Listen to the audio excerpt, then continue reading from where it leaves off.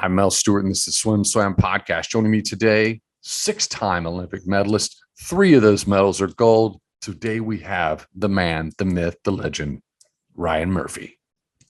Great to be here, Mel.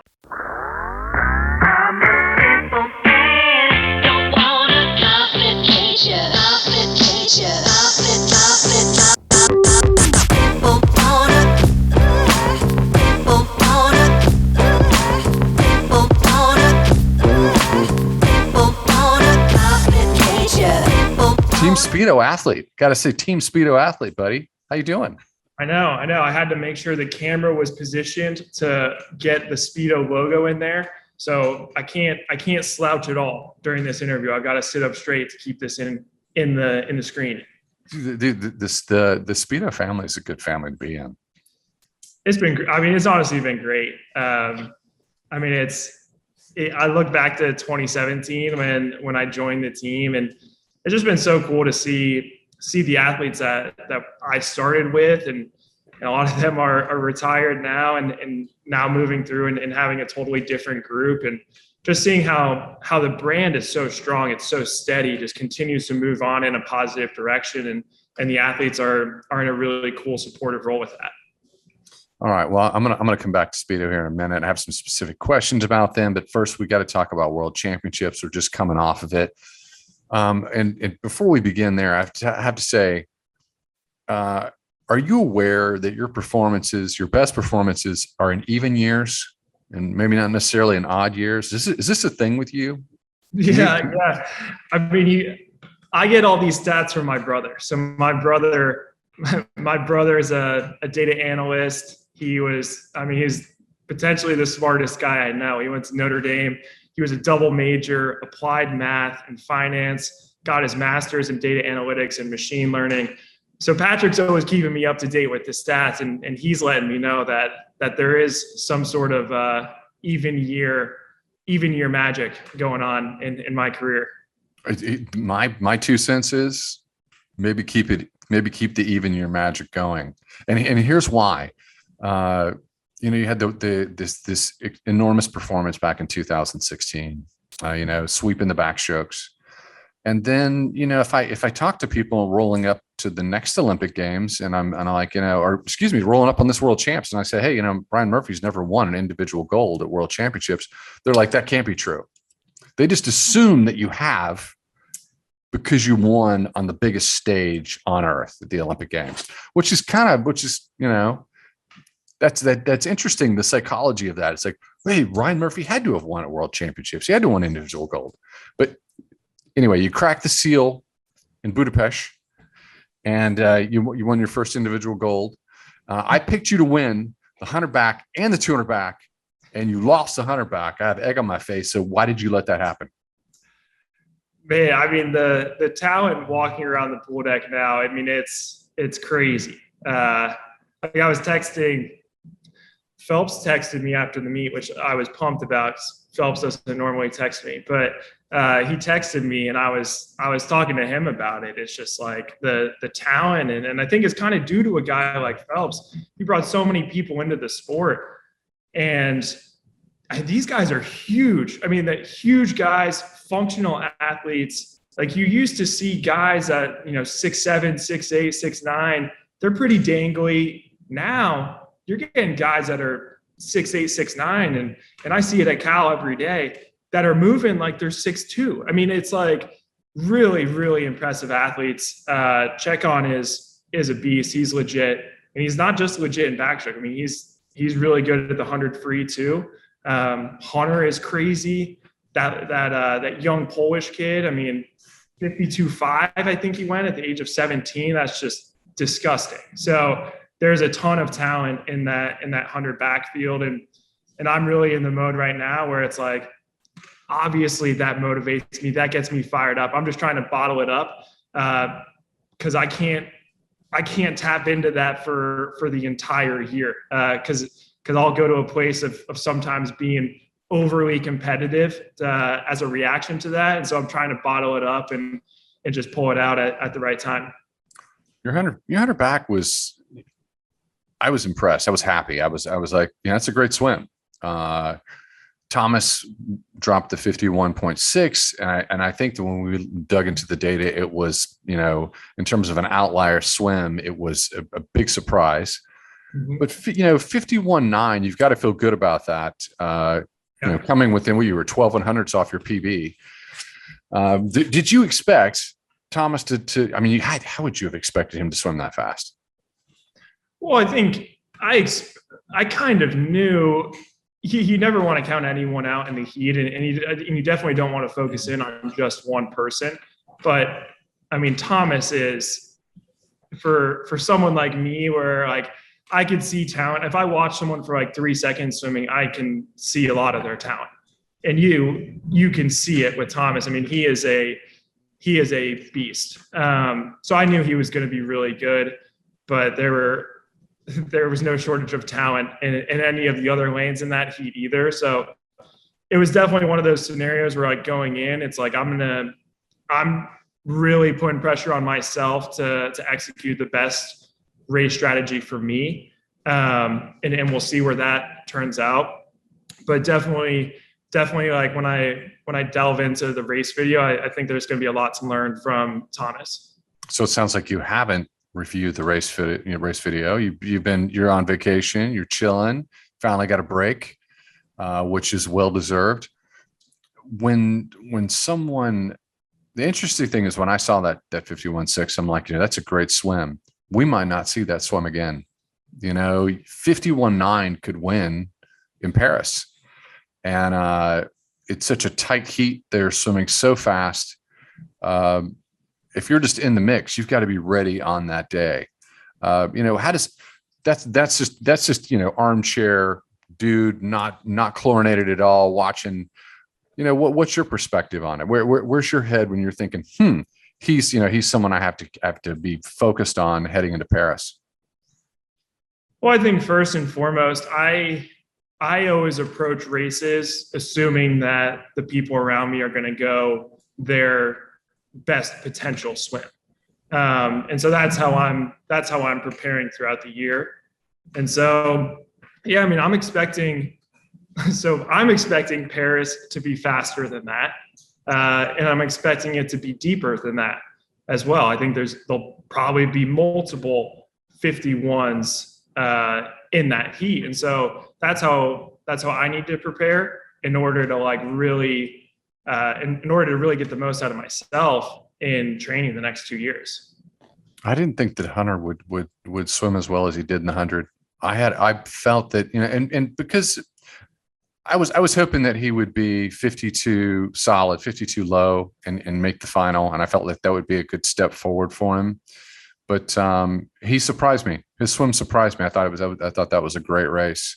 And he just seems so raw. I didn't know until this season that this is only his 4th long course season. Did you know that? I do that. And I'll give you a little funny anecdote story after that 100 back with Hunter. So we're walking like immediately after the race, and Hunter comes up to me and he was like, man, like I'm so impressed by you. Like, it's been so long since you've been under 52. Like, I didn't know if you were gonna get back there. And in my head, I was like, I don't really feel like it's been that long. But then I have to translate it because Hunter has been swimming. Like, the last time I went 51, Hunter was like just swimming year round. And so it's just like, I find it so refreshing talking to Hunter, because he's just like, he's so pure.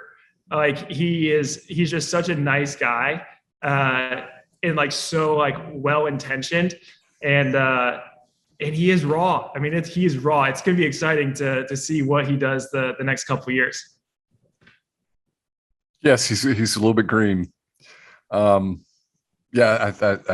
was pretty clear from his interviews, which is refreshing. And you are a gentleman to not take offense to that and have context on it and understand that this is only his 4th year. So that's where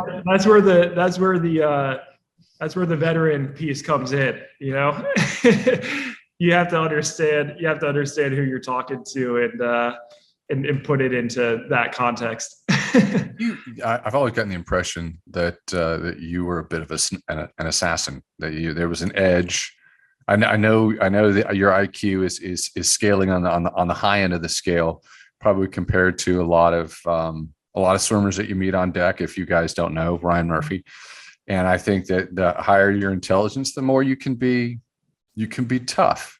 So, is there anything that you think? I used to do weird things when I was racing, and I would put myself in a mental context of battle. But where's Ryan Murphy's edge? Ooh, yeah, I can grind. I could really. I've always been on good teams. I think that's the first thing.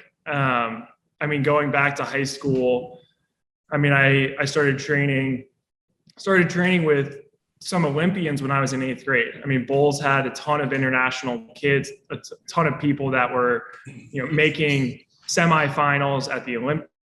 And those were some people that I was training with. And so I never had the idea that like I had room to rest and like room to just rely on my talent, because I was always surrounded by some really talented people. And that just continued. Joseph comes into Bulls, and then Santo and Caleb come in the next year. And that stuff, you don't even realize it at a young age, like how much talent you're surrounded by. But I was pushed every single day. And so I learned how to lose at a pretty young age, which is a really valuable lesson for someone that's as competitive as me. And you learn that it's not like, especially in a training group, it's not about like it's not about the battles. It's about the full season, and like you've got to figure out how to attack a season. So I feel like I learned that honestly in high school, and then you take it into college, and in college I got put into holes in training. Like my body breaks down every year, and I get to a point where it's like I'm waking up every hour in the middle of the night because I can't sleep because my body's too tired, and like my appetite goes in these crazy up and downs, and how do you deal with it? And like I'm really good at just, staying the course, never missing a practice, doing what's asked of me, communicating with Dave and last year Chase and now it'll be Matt, how I'm feeling. But like I'm always pushing through as hard as I can. And that's what leads me, I think, to be tough at the big meets. I appreciate your answer, but I was really hoping that you would tell me the mental construct of that titanium sword that you have on your hip, and you walk out and you imagine, swinging that at your competitors. But that's not the answer I got. I'll take what you said. I appreciate it. And I think, to be fair, I am significantly more competitive at practice than I am at meets. Meets, like you're trying so hard to sustain over an 8-day meet. And especially when you're doing multiple races, you're doing relays, you're trying to go in and out of like these really intense mental situations. And so I'm not trying to get too excited or really too competitive in a race just to like keep my sanity. Cause it's naturally going to be a really pressure packed situation. Sounds like you're managing energy systems, because it's it is a grind. That is a long period of time. And that's something that I don't have experience with, because we did prelims and finals. We didn't have to do semis, which just seems like punishment. Just staying on the 100 back for just 1 second. And I'm assuming now that your goal time is a 51.5 or 50.5. Did I say 50.5 Yeah. going into Paris? And we can report that on SwimSwam now. you're like, stop, Mel, stop. Well, obviously, I was talking to Destin after World Trials, and Destin's in like a really fun spot in his career. He's having a lot of success. In his head, he wants it to be quicker success than what he feels like he's getting, but it's it's coming. I mean, he's getting really good. And one of the things he said to me after the 200 back is he's like, look, like you train to go 150 in the 200 back. And like, he was like, and I kind of think like I need to start getting into that sort of mindset. And it's true. I mean, like you've got to, you don't know how you're going to feel on race day. And so it's like, if I was feeling picture perfect on race day, it's like, yeah, my best times would be better than what they are. But like, you've got to prepare for like your average day or like your bad day. And like, can I compete when I'm feeling bad? And like, that's how I'm always thinking about it. It's like my goal time on a day I'm feeling really good and say I'm going pace 50s, pace 100s, backstroke for 200, some days like that pace is going to be like 27 low and like 56 low, and other days it's like my pace is going to be like 28 high and like 58 if I feel bad. So like it's more kind of going off of a feeling, I think, than just being like so married to the time on the watch. That is a secret sauce, your ability to, I can have a bad day. I'm still going to beat you. Or if I don't beat you, I'm going to make you feel pain to pass me. I mean, that's the goal. That's the goal. It is the goal. I had a thought. Where was my thought? My thought was that you're 27 years old. And knowing how diligent you are in practice, and it makes me wonder if you reach a point where you're like, you know what, I might stretch this out a little while. I don't know how long you're going to swim. That is a good question. But the point is, if you backed off and say, I'm going to drop the 200 meters and but I'm still going to do the 100 meters for a while, you might have the best times of your life. We're seeing that with Nick and Nick Fink. Is that something you think about? Well, yeah, I mean, that was a discussion at the beginning of this year with Durden. I mean, I sat down with him and I was just kind of like, look, like, and this was in August, September. And I was like, look, like my goal is 2024. Like, what do we need to do this year to best set myself up there? And he ran through like 3 options that he was thinking through. And he was like, basically at the end of the day, like, I just don't want to do the same things that we've been doing. And to be fair, we don't really do that year to year. We're always mixing in something different. And so the goal this year was we're going to train more for the 100 back. And Durden was like, I don't care if you do the 200 back. He was like, that's up to you. He was like, if you want to go and do 100 back, 100 fly, and maybe 100 free, we could go that route. Or you could do 100 back and 200 back and see how it goes. And I was like, yeah, I mean, honestly, like, I think kind of no matter what, my 200 back is going to be better than those other races, even if it's like the focus is a little bit more on the 100 back. Well, it showed. I mean, we got to think back to 2019 Worlds and that 52.7. Yeah. Yeah. I mean, and that was just like, that was just a freak year. I mean, there were a lot of changes that year, and we learned a lot from it. I like that 52.7. We learned a lot from that year. The lessons from disappointment always hit a little bit deeper. I mean, and that's the truth. Well, you got your gold in the 200 meter back. So were you 154.5? Let me see the exact time. 154.52. You were 154.1 at the Olympics. Your PB's a 153.3. God, and that what's interesting. That was at Pan Pacs in 2018, which was really an outlier swim because Team USA was just not swimming well at that competition. I think because of jet lag and just discomfort. It feels like your 200 back is just dialed in, and you've just got that. It seems like you sit in the pocket and then you charge at the end. Do you feel like you don't have to condition too much? Like it's just like you've mentally mapped your mind to the point. It's like, look, I can crank out 154s all day long. I certainly don't have like, it's not like that aggressive of a mindset, but like, yeah, I mean, this year, I under conditioned for the tuner back. And like, I have no problem saying that. Like, I know that going into these next 2 years, like that swim's not holding up. And so like, I mean, I'll be much more focused on the 200 back as compared to this year. But I felt like Durden felt like we needed to do that for this year. Focus a little bit more on the 100 back, see what we learned from that. We experimented too with like, I mean, I did a longer taper than I've ever done for Worlds. How long?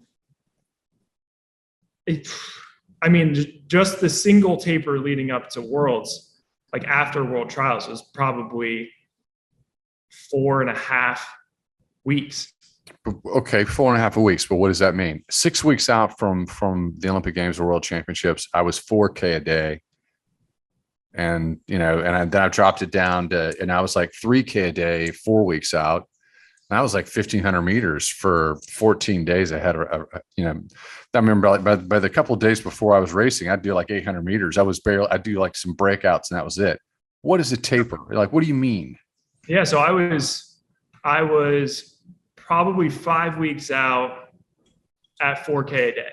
Okay. And like keep the intensity fine. Probably 3.5 weeks out, hardly ever above 3K.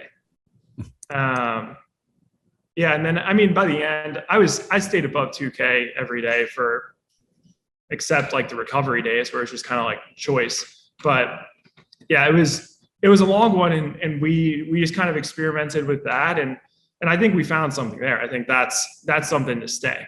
When do you drop weights? So we keep weights. I mean, I keep weights probably until a week and a half out. But when I say that, like the volume, it's similar, like I would say like volume disintegration as the pool. So it's really a chemical hormonal thing. If people understand that, which is you've got to push a lot of iron, even if it's just a few reps, just to keep your body in place. Is that really the philosophy behind that?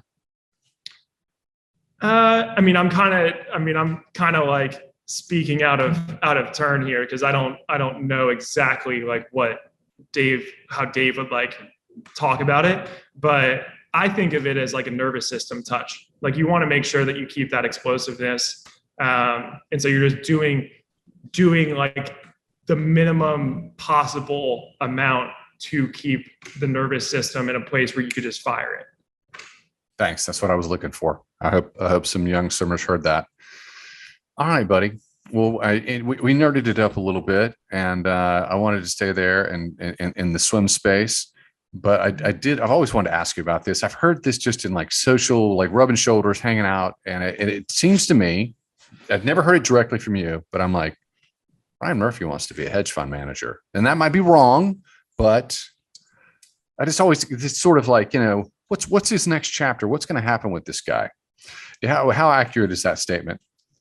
Sure. I mean, it's it's partially accurate. And I think getting into the psychology of what I truly love about swimming, I mean, I enjoy the feel of the water, all that, but like, I truly love the competitive aspect. And then I really love being around excited people and being in a really solid culture. Like that's really all I know. Going back to like the Bulls days at Cal, I mean, you're talking about really high performing individuals everywhere around you. And so I think that's led me to think that getting into venture capital would be really fun. And it's something that I could try to capitalize on while I'm still swimming. I mean, I'm in the Bay Area. Silicon Valley is like a stone throw away. So I can meet a lot of people that are in the industry already and do some advising right now. So I joined the house fund as a limited partner this year. And that's something that's really exciting. It's if I want to invest in companies, if I want to invest in the fund, like I'm allowed to do that. But really, like I'm looking forward to continuing to do more on the advising side. So seeing like when companies come in to pitch their idea to get funding, like what are we looking for? You know, like what are the questions we ask? Because we're really early stage. I mean, we're going pre-seed and seed funding. So we're trying to be the first investor in the door with this group. So it's like you could have some people that just have like a business plan on a piece of paper at that point. And so it's like really, I think it's connecting with the psychology. Like, do they have what it takes to really put their head down, grind for a pretty extended period of time and be okay with that? And there's some things that come with that I think I've been able to experience through swimming where I can provide some value there. And so it's just really cool people that are trying to start companies and across the entire spectrum of like, and across the entire spectrum of ideas. So it's just really cool to be a part of that. And I am looking forward to dipping my toe into it now, but then really going head first into it whenever I decide that I want to stop swimming. You know, I don't know if Nathan is, you guys have to be close. You train together, you travel the world together. Yeah. I thought it was interesting that he had an off ramp. He has not that he is retired, but he has an off ramp in terms of like what he was doing. He was doing this while he was still competing. I think that a lot of athletes make the mistake of not having another life and building a career. So it's good to hear that you're doing that. Venture capital is the mother's milk. I love this stuff. My 2 cents, if you're looking at psychology, you really only want to invest with founders who have a background in 200 fly or 400 AM. I'd stay away from maybe 200 back. I'd stay away from everybody else. Definitely wouldn't invest with a sprinter. Good call out, Mel. I don't need to add any more gasoline to that one. I'm always throwing shade. I'm always trying to punk sprinters. So no, but that's cool. I like that a lot. It's this, you know, well, I'm going to go ahead and say it. It's your focus is Paris. You're, you know, by LA 2028, you'll be a little bit older and you're a smart guy. You've got a lot going on in your life, but it's got to be enticing to go, to extend your career to LA 2028. Is that in the back of your head? Totally. Yeah. I mean, I haven't made a decision one way or the other. And I think that's really how I need to approach it.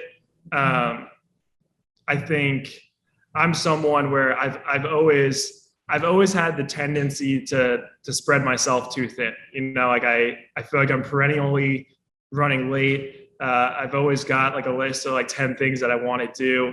And so I need to have some sort of like healthy distraction in my life. And right now, like the networking and the venture capital piece is really fun. It's a really fun like side project, but the focus is still really, really on swimming. And I do have like basically like a dark period where it's like, I'm not gonna do anything outside of swimming for a certain period before a world championships or an Olympic games.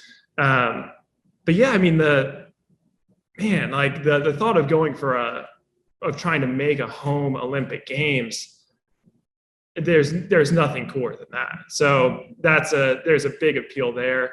But I'm hesitant to really go like say that right now, just because the thought of swimming like at a really intense level for 6 years is probably a little too much for my brain to like wrap around right now. So thinking of a 2-year period, I know I can get after it really hard for 2 years. And that's where I'm going to keep my mental space. You can text back and forth with Michael Phelps and have him talk to you about what's it like to be competing and what's it like to go to an Olympics. Cause he's now had that experience where you go and you're not competing and the experience is very different. You can go to the Olympics and have that moment and it's stressful. It's a huge weight. It's just so much. Or you can show up and make 3 appearances a day and go back and forth in a limo and wear nice clothes.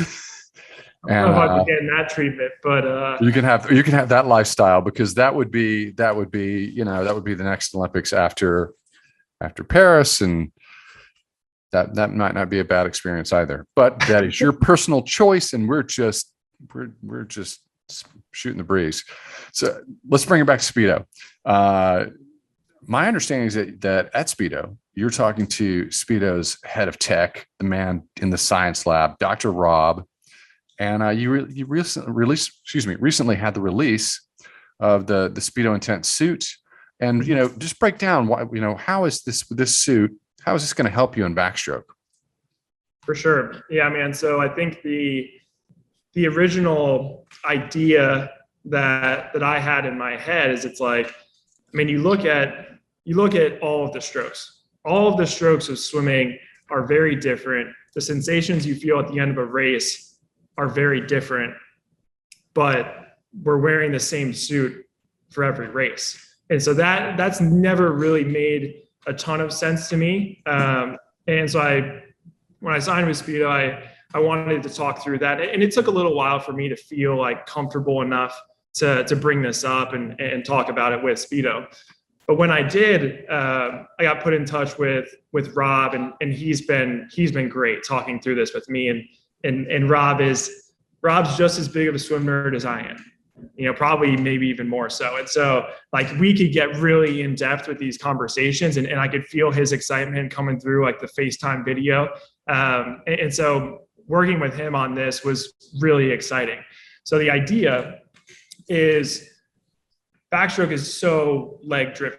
So like the suit, I think, is really important in backstroke, just because it's covering the part of your body that is going to hurt the most at the end of the race. When your legs hurt at the end of a 200 backstroke, and for like the last 15 meters of a 100 backstroke, your legs are just going to be lower in the water. So if the watch is your head, these are your legs. So your legs are going to be kind of dropping towards the end of the race. The idea with this Speedo suit is we're putting a band on along the quad, which is supposed to serve to like bring your legs up. So if this is your hip, this is your legs. The idea is that it's supposed to help you get into that position. So helping your legs stay on top of the water when they need to stay on top of the water at the end of the race. And so that it's been really fun to work on that process with them. And I'm really excited for all of the young kids and honestly all of the professionals and college kids to wear this. That's one thing I like about Speedo, is that they work with their athletes that are ambassadors, and they accept influence. And so I'm glad to see this collaboration has happened, and that the media was kind of fun too. In terms of what happened during the Olympic Games back in 2021, we'll call it 2020 games, but the media campaign that Speedo did was pretty impressive. I know that you were stuck in the bubble and competing and focused on what you were doing, but the Speedo leverage was huge. They had you everywhere, on billboards, on the side of buildings. Did you see any of that? That was the Make Waves campaign. Did you see it?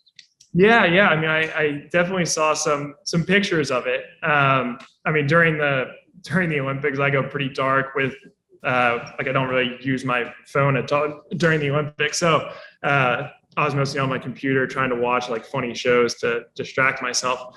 But really cool campaign, and Speedo does an incredible job. I mean, all of their campaigns they have so many things in mind, and that's honestly what I really appreciate about Speedo. They're trying to be the best technical company they can be.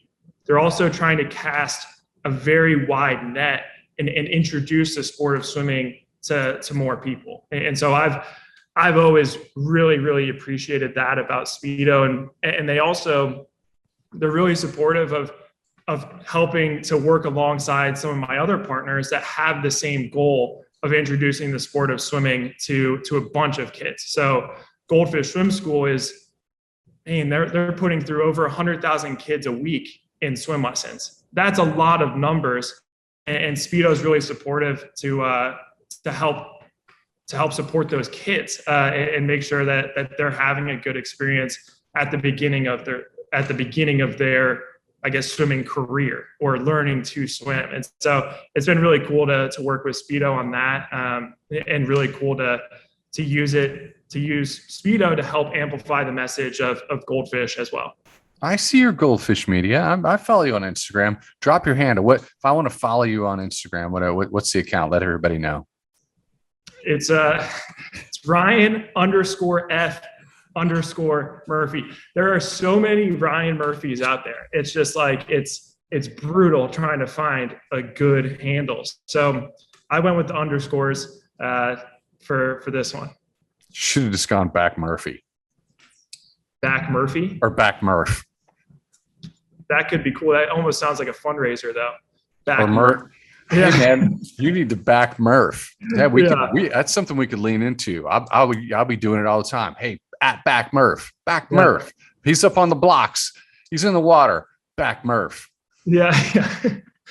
I should have consulted you when I was making this thing in 2014. When I go to your VC and I'm like, I need some seed dollars. I'll be like, my company, Back Murph. He'll just build a whole campaign around Back Murph. So you'd split duties. You'd take a little step back from SwimSwam and get in full on Back Murph. I have ideas. I have so many ideas, but I know where to go. So my plan is just to maintain my relationship with you, keep my nose to the grindstone, and then when you're a big player, you buy us out, and then I'll go off and sip cocktails and live on the beach, and this will be just a part of your portfolio. You could do whatever you want. I mean, I like it. I don't know if media is going to be my area of expertise, but you never know. Oh man, you're killing my plans. I've been hatching this plan forever. That's very disappointing. All right, let's see. We're coming to the close, and I have to ask you about the elephant in the room. We had a lot of the world wasn't at World Championships. It's a question as to whether or not that we're going to have a section of the world, particularly Russia, competing in the future, and that's a weird place to be. And it feels like it's a retread of history. When I was a kid, we went through the same thing with the 1980 boycott, and where we boycotted the Russians at the Olympics, and then the Western states boycotted. They boycotted us in 1984, which was Rowdy's Olympic Games. A sad chapter in history. I know you don't have full insight. You might know some things about what the future holds, but no one really can, because we have a war that's grinding on in Ukraine. How do you manage this personally as an athlete who has some of the tightest competition in the world coming out of the largest country on earth, Russia? Yeah, I mean, God, my head goes in so many different directions on this topic. And there's just so many, there's so many different angles to try to analyze this. And so it's definitely, this is definitely a sticky one. But I think probably as concise as I can put it. It's just an incredibly unfortunate situation that's happening in Ukraine right now. And you can't minimize the impact that's having on a lot of athletes that are competing internationally. So you're looking at Roman Chuck in the 800 in the mile, and he might do open water as well. And he's a Speedo guy too. So I've gotten to know him pretty well over the years. And that's just one person, but it's pretty broad, the implications. At the same time, I think sports has the power, if done the right way, to bring people together. I think you look at something like the 2021 Olympic Games. We were able to host an Olympic Games during a pandemic when a lot of people weren't really leaving their houses, especially in some parts of the world. People were not leaving their houses at that time. And so when done correctly, sports has the power to bring people together. And so it would be yeah, it'd be interesting to kind of like come up with ideas of how we can do that. But for right now, it doesn't. For right now, I don't think that's possible. And so, we'll see how everything evolves there. It's tough. I've talked to our friend Rowdy Gaines, and he was in, so he didn't go in 1980. Rowdy would have won a lot of medals in 1980. And then he barely hung on and won 3 in 1984. But a lot of people are like, why is Rowdy Gaines such a big deal? It's like, he probably should have, 9 or 10 medals. Mm-hmm. So I come from that perspective, and I really want the world to come together, and we have this one sacred space where Pierre de Coubertin's Modern Olympic Games is a place where we can build some bridges. But the more I talk to young athletes, the more I hear from them, just in text messages, is that they're kind of done, and they're like, yeah, we don't need this, and so it's hard to say. It's hard to say. I know we have to just wait and see how this all unfolds, but I'm glad that I'm not sitting in. I'm not currently competing. I think we're living in interesting times. 100%, 100%. Yeah, and I honestly don't know what the opinion is of a lot of athletes. I mean, I don't think. I mean, we're obviously not going to do like a popular vote on this one. So yeah, we might do a poll. We'll do a poll. We gotta, yeah. Well, if you set that up, I'm sure people will answer. They will answer. It seems like athletes that are based in Europe, and the closer they are to the Russian border, the more they're like, no, we're done with this. We're done with them. And the further you go out, it becomes mixed. But it's I guess it's one of these things where it's like to be continued, and we're going to see what happens. In terms of you, and in terms of the stress of this short quad, do you like the idea of the short quad? We had a world champs this year. We're going to have a big world champs next year, and then boom, it's the Olympic Games. Is that better? Is it more stressful or less stressful? The Olympics are always going to be stressful. So yeah, I mean, the stress you feel pretty much 12 months out. Like, I'm always shocked when I get to the Olympic year and the level of just constant thoughts and drive about the Olympics. Like, I'm always surprised. So, I'm really excited for that challenge. And honestly, I think the way that it was set up this year, having an early World Championships, I thought that was perfect. I mean, I would love to have World Championships in June every year. I just think it makes a lot more sense. Like, it's hard to go all the way through the summer, and specific to this year, like, I feel like one thing that I did really good this year was just bottle up those emotions of like, oh, I want to take a break. Like, I'm not really as motivated this year. I bottled that up really well. I went into practice, worked hard, competed, lined up next to the really motivated guys as much as I could, and fed off that. But now I hit the end of that meet, and I was like, all right, like, I really, really need a break. And so that's what I'm doing now. It's just take this month easy, and then get into it and really try to take the fire, take the motivation based off the performances from Worlds, and start putting that into training, and hit the ground running in the fall. I don't know if we can say this publicly. You can just say, no, we can't. We're going to have to cut this part out. But will you be at nationals to be a celebrity and press the flesh and say hello? Maybe say hello to your older Olympic peers who would like to see you.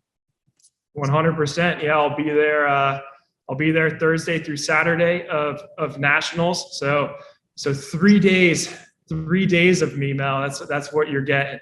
But yeah, it'll be exciting to go there and support. I mean, a lot of Cal guys will be out there. Cal women will be out there and supporting them. So that'll be really cool. And then supporting my national teammates as well. And then connecting with the alums too. I gotta call Lenny. I hope to see Lenny out there. he's one of my favorite people to hang out with. He's one of my, I mean, he's really just an incredible guy. So I always really enjoy hanging out with him. I'll hit up Pearsall, see if he's going to come out. And then we got to recruit Nathan and Grievers too. Get them out there. That's right. I haven't called Grievers. Lenny's going to be there. I still got to talk to Aaron.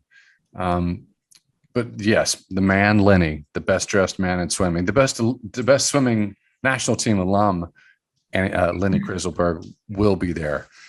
Yes, I'm going to add David Burkhoff side, but let's just go through the backstrokes. Okay, here we go. John Neighbor's going to be there, so you can say hi to John. Lenny's going to be there. I'm calling Aaron to see if he can make it. I don't know if he's in Hawaii or in SoCal. And Burkhoff said he can't come, but there's a teeny tiny chance he might come. So, I mean, maybe we'll have that iconic picture again, just maybe, of all the great backstrokers from Team USA. That would be awesome. That would be awesome. Yeah. Neighbor always has me sign. He's always got like a flag that he has people sign. I think I've signed that thing like 3 times, but I just signed it. No questions asked. I signed it again. I'd say something. I've known John since I was 7 years old, and to the credit of John Neighbor, he has always been a friend, and he's always been somebody who picks up the phone, talks to you. He's a good guy. So yeah, the elite backstroke crew is a pretty interesting crew. Yeah. There's a lot of cool personalities in that group for sure. All right, you have any parting thoughts before we shut this down? No, I think I'm good. So it's always great to talk to you, Mel. What do you do for fun? What are you doing to take it easy? Oh man, well, I played golf for the first time in a couple months. Over July 4th, I played in Tahoe. Probably one of the worst experiences ever. So I got to get out to the driving range and hone in that golf game. Thanks, and honestly, just seeing friends more often. Like, swimming's a pretty travel intensive sport, so not a lot of free weekends here. So just seeing my friends a little bit more, hanging out with my fiance. Like, I got engaged in May and haven't really had a ton of time with her. So she just started a new job yesterday, actually. So that's really exciting for her. And that's in San Francisco. So I'm excited to get to see San Francisco a little bit more, get some dinners out there because the food scene there is really, really good. So just catching up with people.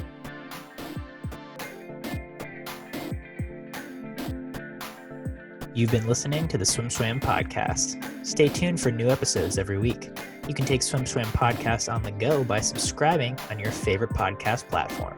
Look for links in the description below, and be sure to subscribe to our YouTube channel for more videos as well.